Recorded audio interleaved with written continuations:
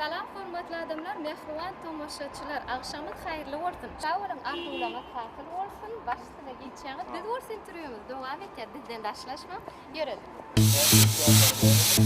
Bana yine geldiğimiz var. Karşıyımızda yine karıştık. O kadar yiyeceğimiz ağzına.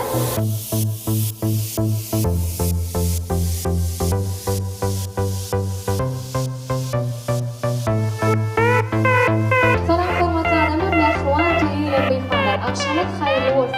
Çünkü Nurhan'ın şefkatlerinizi ahlemedi, hoş gördüm. Toyumuzu oğudun aydınlarıyla açmağa makul edin.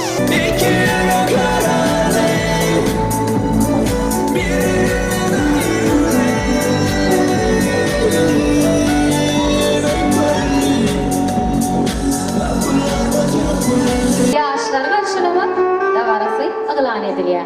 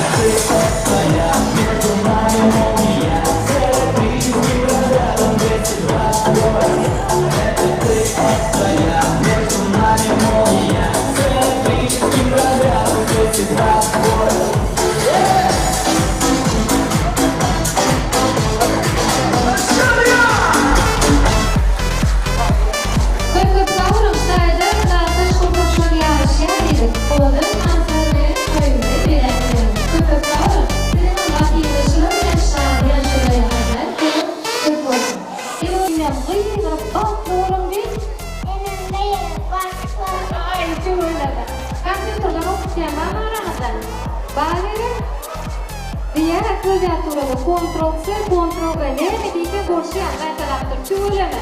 Aşkala başlıkta yerhar. Ekülen bir hada karşı edelim. Bir hada mümkün ortaşlarda tüyülen mıyıkmanlara. Soğuk boşluğu çoğunun için. En var mıyıkmanlar kiminle hadi. Zaten şaret.